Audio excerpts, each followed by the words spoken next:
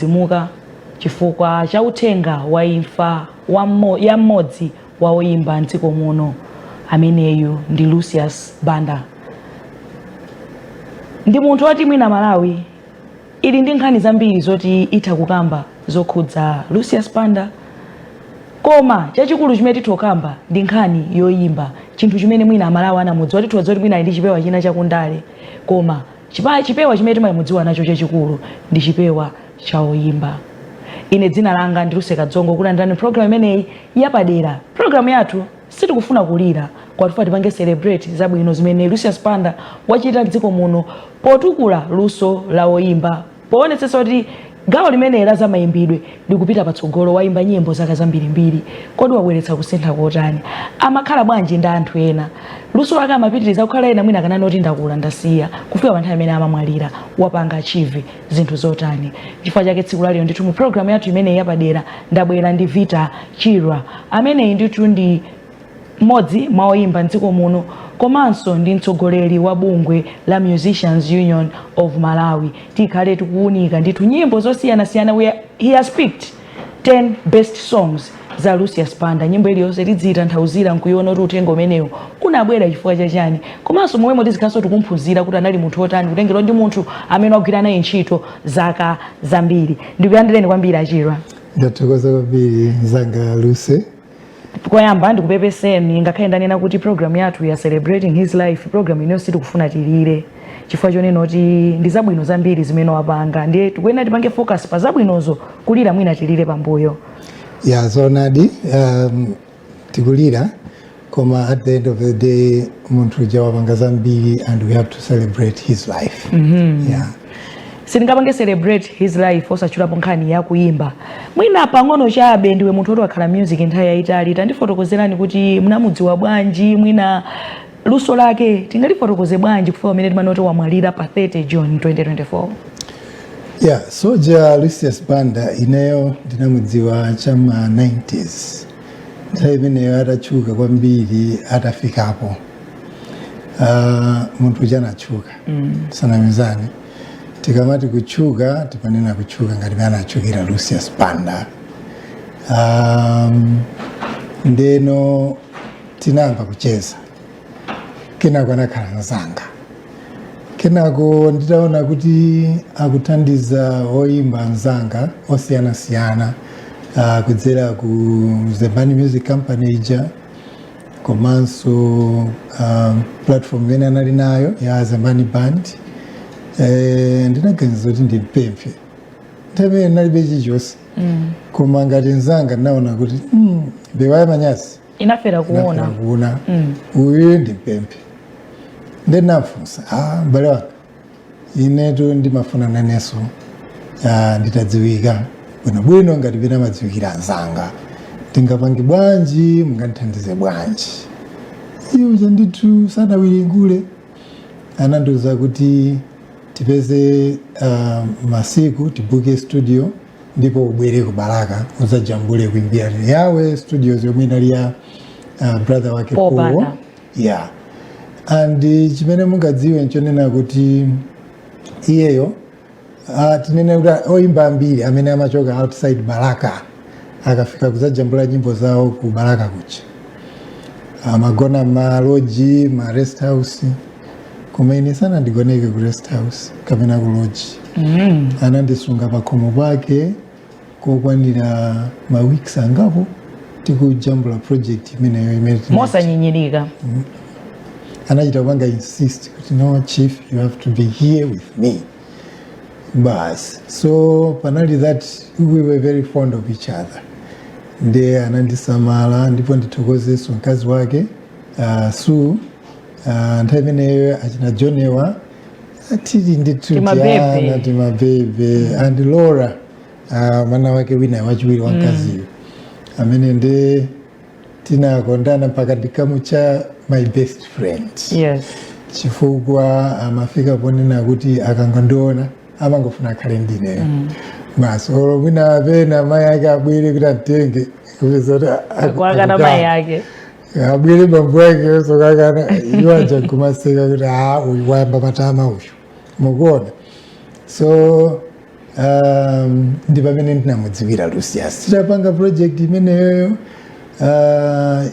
zinatithandiza and time imeneyo panali pakuchuluka zonena zambirimbiri zonena kuti mwina anthu oyimba akapita kujeni kucha akawajambula mwina sakulandira bwinobwino kuti akuwapondereza ngati choncho koma sizinali choncho osati mwina inuyo inali special case mwe munotena makagona ku lodge munagona kunyumba nawo ena kupondedwa kuseli inuyo foti mwina munali ngati mbale inini ndava nditenga ngati mbale wake wetu like a brother a real brother moti nthawi ine chakunala china ojisa amene amagula nyimbo timati kajambula nyimbo ndiye kuti timapanga duplicate macassettes nthawi imene kuli macassette tapes and timapanga print ma sleeve oyika mmoja mukaseti muchapazooneka nkhope ndi matitles a nyimbo so zimene tinapangisa ku Montfort Media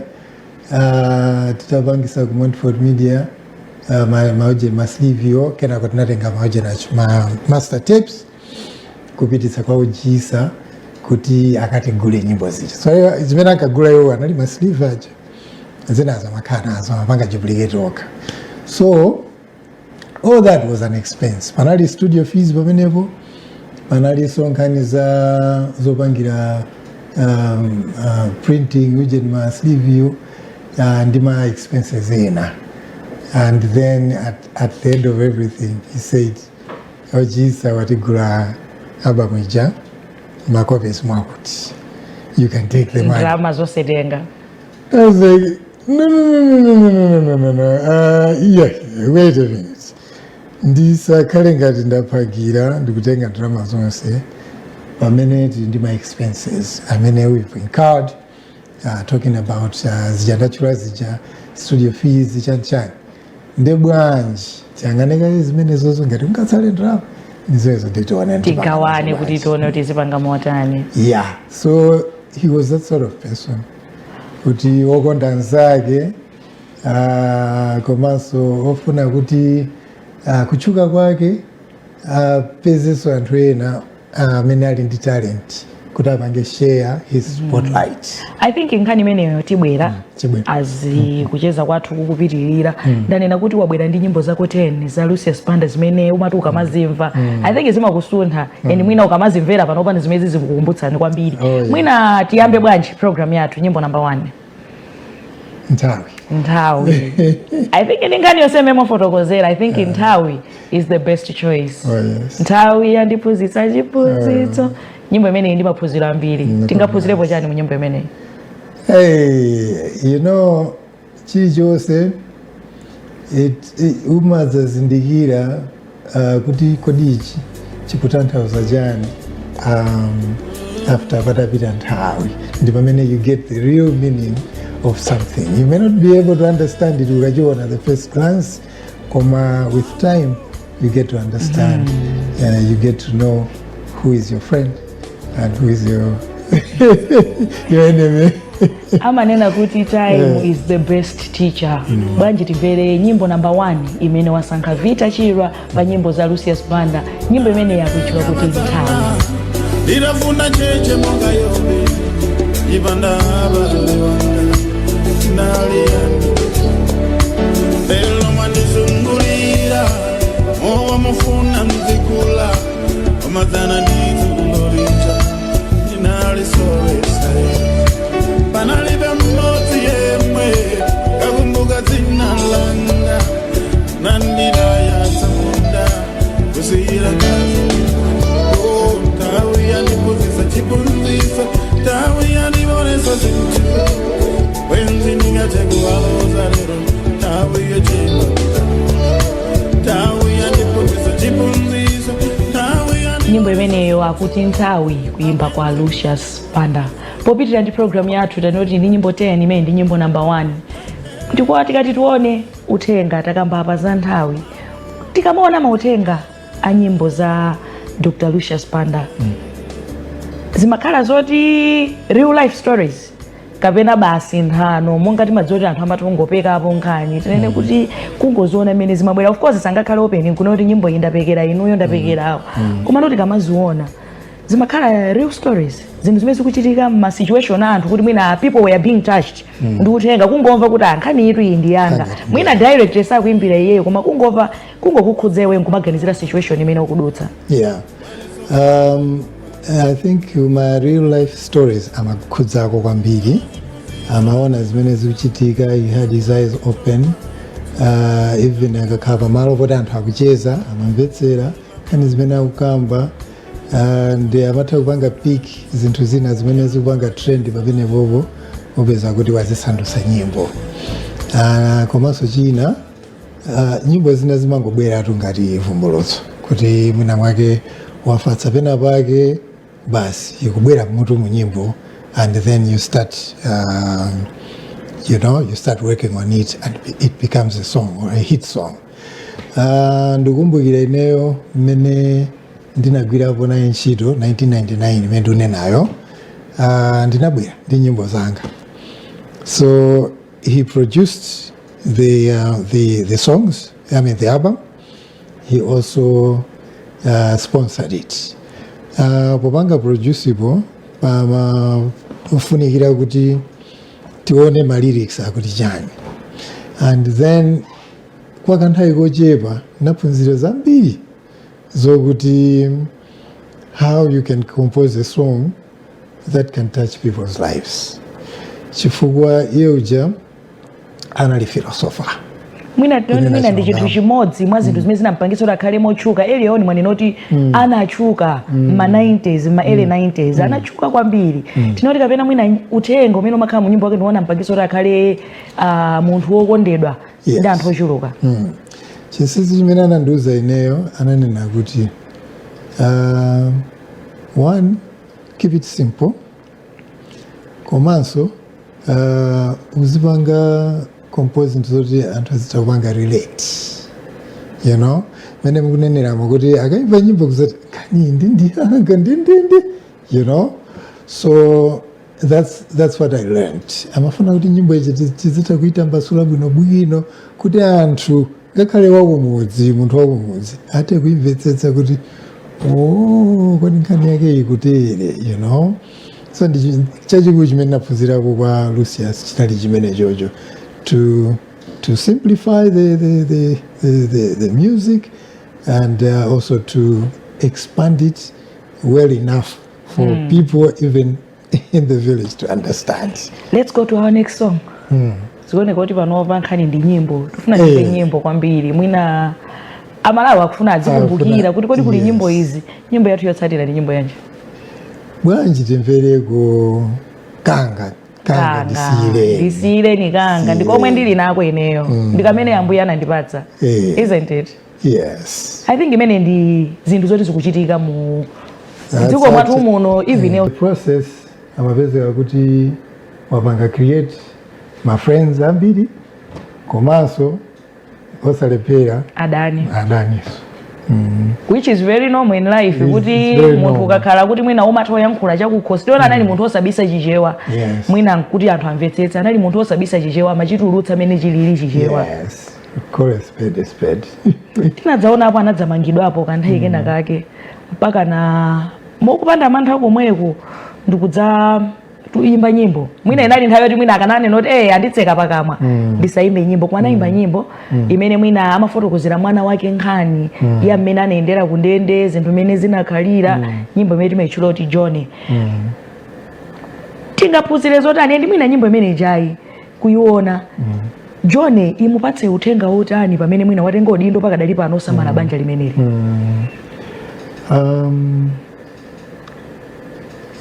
John wakula ndikumuona and he has matured as a human being, as an artist. He was also matured, ndipo waphunzira zambiri kuchoka kwa bambo wake, ndipo ndi chikhulupiriro kuti ayigwira kampani ya Zimbani Music Company ja komanso Impact Events yomwe imakonza Sun Festival chifukwa waphunzira zambiri. So wawa ndi my experiences in life onena kuti Well, certain things have consequences. Akuyenera kudziwa iye uja ngati zomwe waziona papake wote adutsamu. So he's aware kuti ndimene zimakhalira ndi dziko lapansi limene lolo. Should we move to this next song kapena? Yes. Makonzeka ina ili mutu yabwera. Imene dziko lapansi bwanji. Ndakuwuzira ni mayeso. Apa tema nduzira ni mayeso. Apa ndozira mayeso. Yeah. Zonena kuti Barry White watu anali Lucius Banda. Yes. Waimba nyimbo zachikondi zambiri komanso zambiri zimakhala ndithu zimapanga influence anthu to fall into love. Ndikumbukira pali nyimbo ngati Esther, pali nyimbo ngati Umunyengerere, ndikudzabwera inecha ndi chani. Nyimbo ina ndithu moyo wanga. Moyo wanga. Kubaza iwe. Yes, imene mwaona. Ndikumbukiraso anaimba nyimbo ina yake for a certain lady, Keliwe. I know Keliwe personally. She's a friend of mine, and that song was specially composed for her wedding. Komano, it became a huge hit. Yonena kuti Antoine iwala also kuti kodi Keliwe kapena inango ibidwa ngati kuti mwanga tena fe mangona ngati ndi nyimbo foti Keliwe isiti kudziwe mangoti ndi nyimbo basi. I did inambidwa ya muntu zina yake Keliwe. And ndizopangitsa chidwi because zilipo nyimbo zingapo zimene mwina titha kukamba panopa zoti anaimbira athu. Tukamba anaimbapo nyimbo imene anaimbira Lisa Malango amene ali mkazi wa Joshua Malango the MP. Anaimba nyimbo ya Leti Flora. Pilot amene anamwera nawo pangozi ndi ya vice president. Waimba nyimbo zambiri mbiri achinatina nyimbo zambiri zimene anachula mwachulapo nyimbo ya Esther. Do you think Esther uja anangobwera Esther uja kulipa amayi kutani akuchokera nyimbo zambiri mbiri zimene anaimba. Kusonyeza kuti anthu amakhulupirira kuti tita kupita kwawo yakatipatsa nyimbo zachikondi zimene tikufuna. Ofuna ofusira amapita kwa Lucius Banda. Ndipekereni nyimbo ndifuna ofusira mkazi.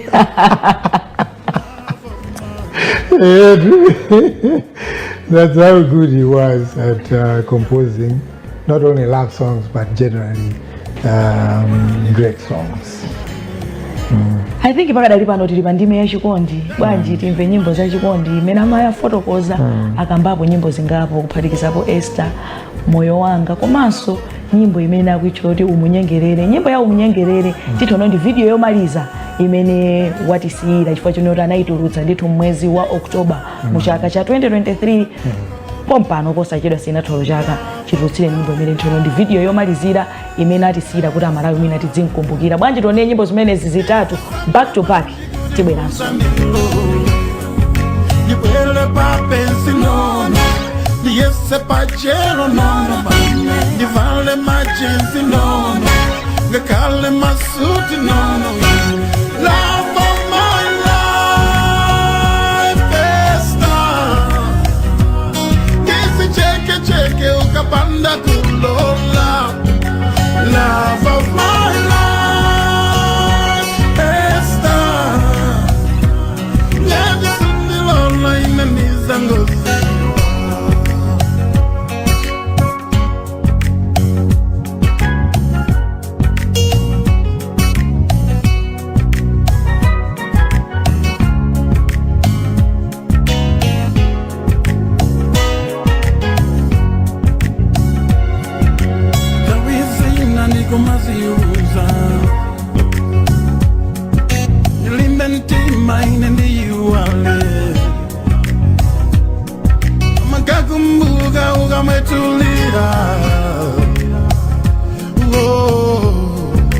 love of my life.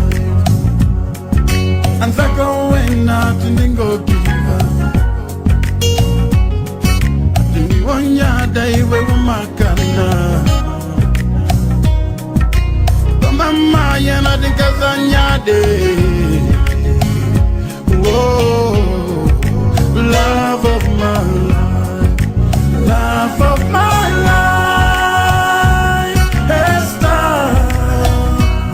Lisa Bale Banji Gudi Usa Nikonde. Love of my life, Esther. Lisa Sambe Banji Gudi Usa Nikonde. chero no ngivale majezi no ngakale masuti no love of my life is done is the check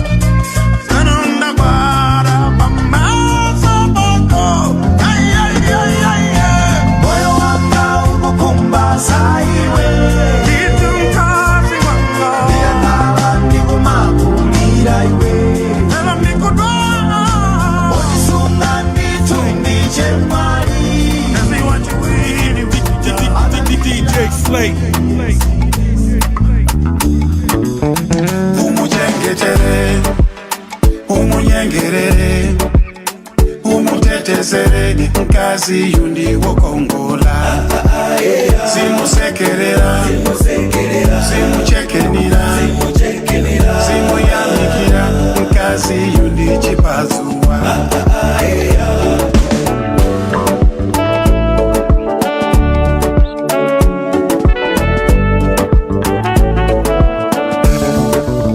kazi yakufulidwa ndikulu magaya kusitika chimulu zoma mutita ngati second class nkazi yuwaza kutawa kazi yakufunidwa ndikulu magaya kusitika chimulu zoma mutita ngati second class nkazi yuwaza kutawa palibe bochobuta pakusipendera mkazi ukapeza kadola umuchiteko spoilo asamasirira zake akunukira modula asamasirire wena kumakofi pamagandi umuchengetere umunyengerere umutetezere nkazi yundi wokongola simusekerera simuchekenira simuyamikira nkazi yundi chipazuwa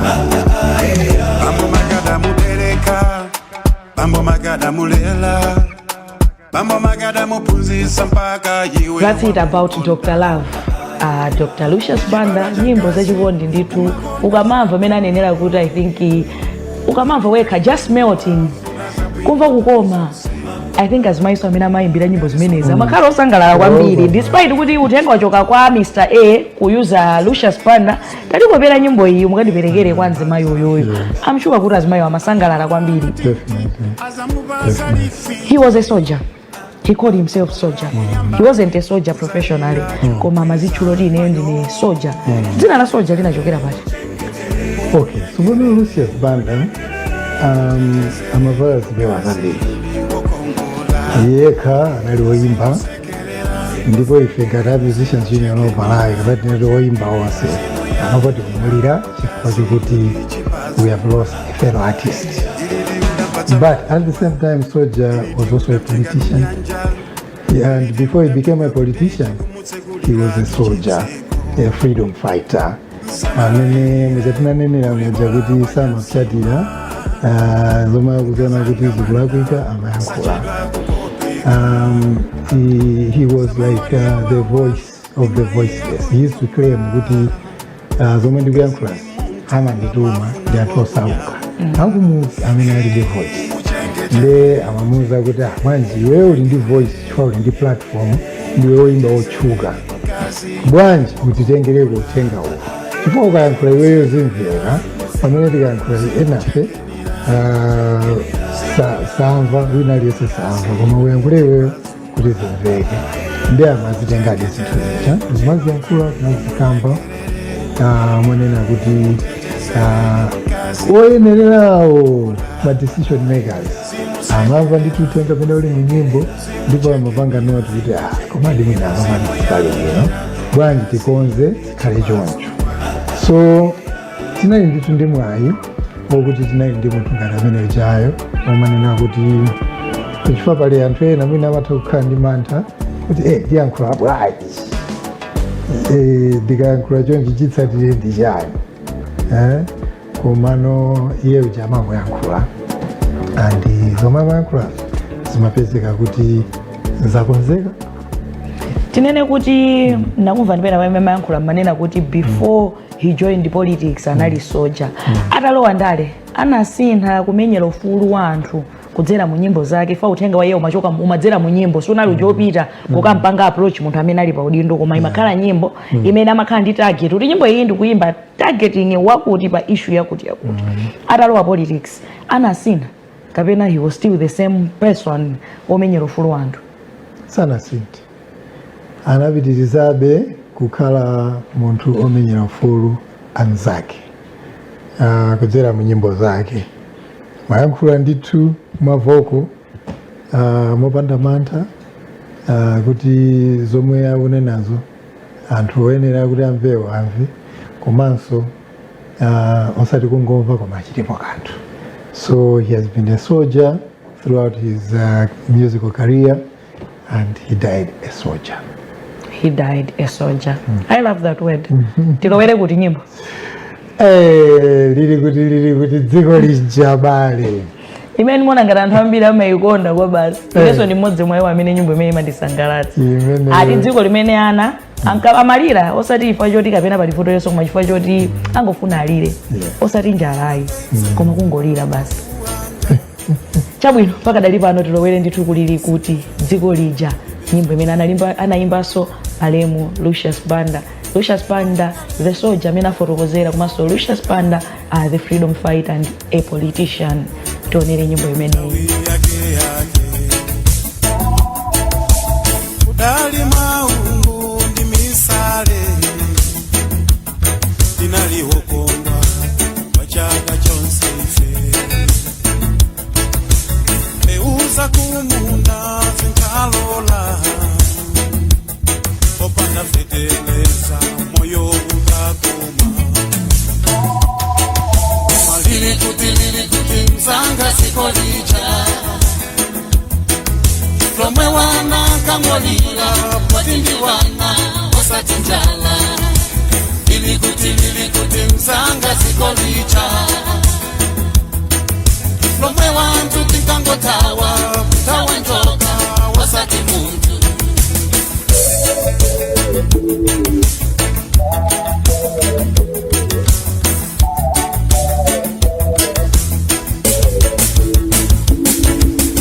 kale kale wantu tinkakala topa chatu chinali nyama za kutengo komale lonjoka ndiya bwenzi adani yatundi anza twa nyumba hiyo tukafula tinkatuka masiku wano wanfa kutandiza wakuba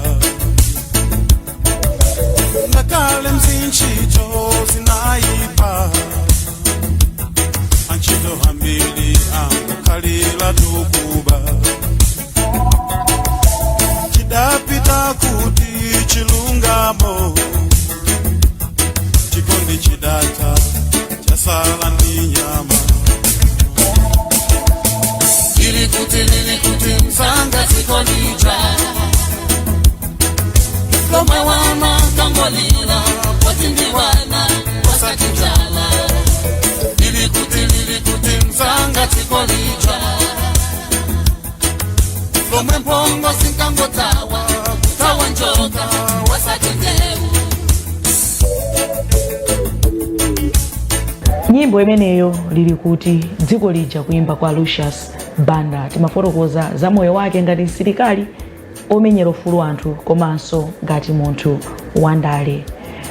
Pa zinthu zina zimene ndapanga chidwi kuyambira kumayambiriro kuja tikamva achiro akhala kunena kuti Lucius Banda amapereka mwayi kwa wina aliyense.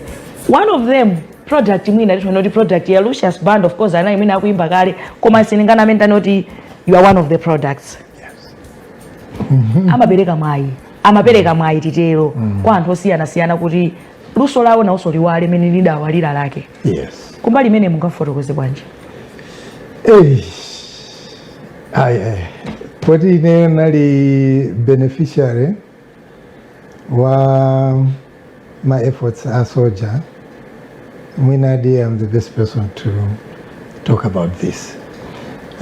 Soldier chayambirira atachoka ku Hallelujah anayambitsa Zembani Music Company. Zembani Music Company ja cholinga chake chinali chofuna kupanga promote oyimba aku Malawi. Amatenga oyimba okuti nusimona mumveko ndikumpanga kukhala a household name from scratch. Amati amajambula oyimbaja ku Ibirani yawe studios kwa hapo Banda kuja akajambula ndeuta makadu wapanga sponsor kuti ajambule kumene kuja akajambula amapanga promote amapatsa platform ya Zembani Band kuti asewere ndipo amapanga nawo tour the whole country komanso anatulukapo so kunja kuno kwaimba other countries including Europe, you know, the Zembanich. So he was that he was a very selfless person. Onena kuti samafuna kuti kuchuka kwake kungokhala kwa yeka koma amafuna kuti anzake so amene ali ndi talent. Every talent he came across, he picked it, polished it and let it shine. Like you said, I'm one of the products. Ineso nditatulutsa album yange yambirira yomwe tinkaicha Eruption. It didn't get anywhere. Koma album imene anthu anazamba kundidziwa kuti kulipita chirwa inali imene tinatulutsa ndiyeyo in 1999 yochedwa Tiyende Limodzi ndi imene inandibweretsa pena pake koma it was all because of my efforts andani a soldier. Yeah. So apart from that ndi uyu anadzapangaso company yochedwa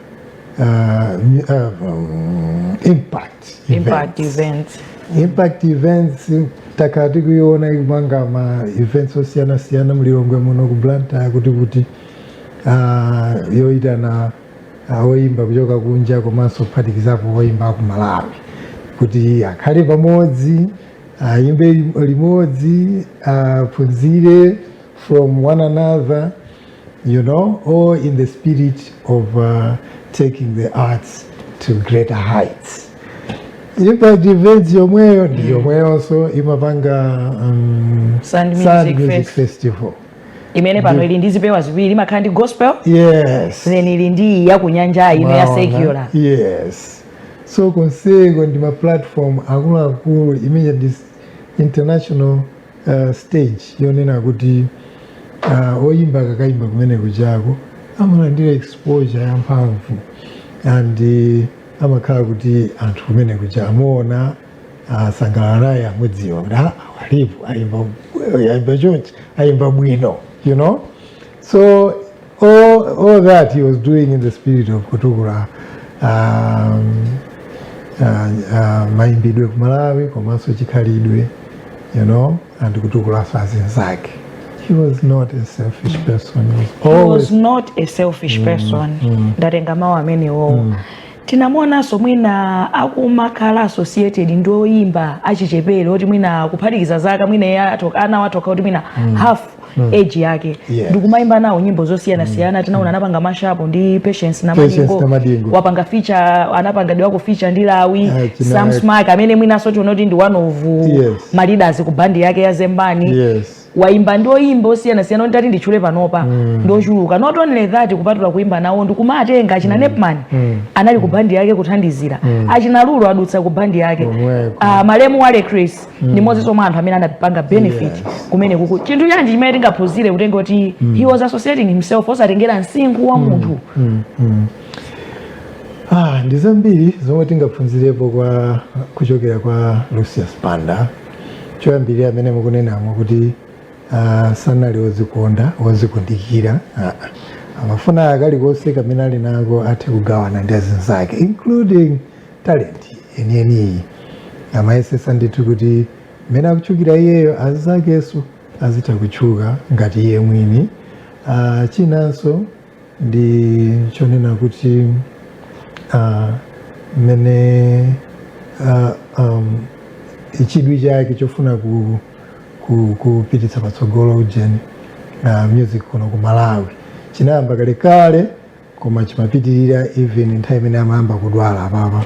I remember ineyo nditangosankhidwa kumene kukhala president wa Musicians Union of Malawi, anandifikira ndipo anandifunsa choyamba anandipanga congratulate, ndipo anandiuza kuti ndasangalala kwambiri ndipo I want to work with you.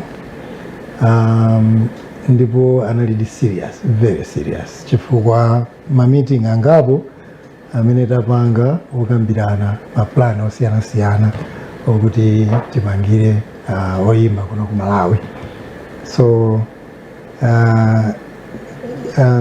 okay, udindo wake umene anali nawo kuboma okhala special advisor to the president on arts unamuyikaso at an advantage chifukwa chokuti anakhala moyandikana ndi a president, kusonyeza kuti nkhawa zathu ngati ife oyimba munali ndi munthu wokuyimirira, tinali ndi munthu wotiyimirira, ambassador wathu wamkulu wokuti tikazitula kwa iyeyo anali ndi easy access kuti akatule kwa president.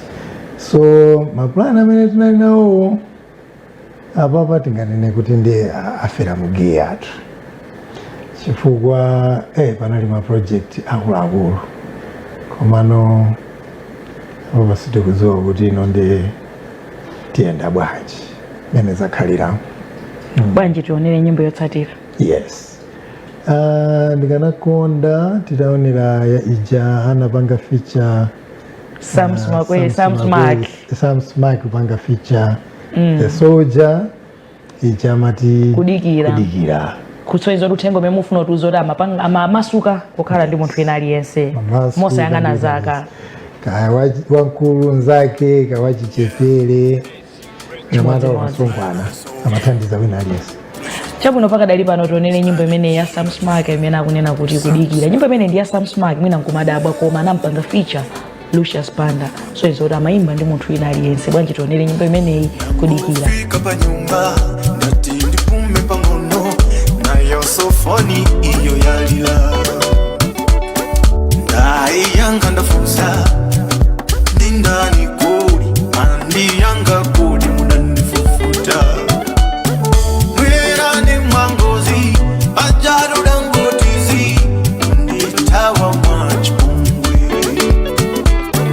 Lero ngatumalota Kumva komamu wako Chonde usani bate bize Nakudigira kulirira kuchonderera iwe Nakudigira sungawira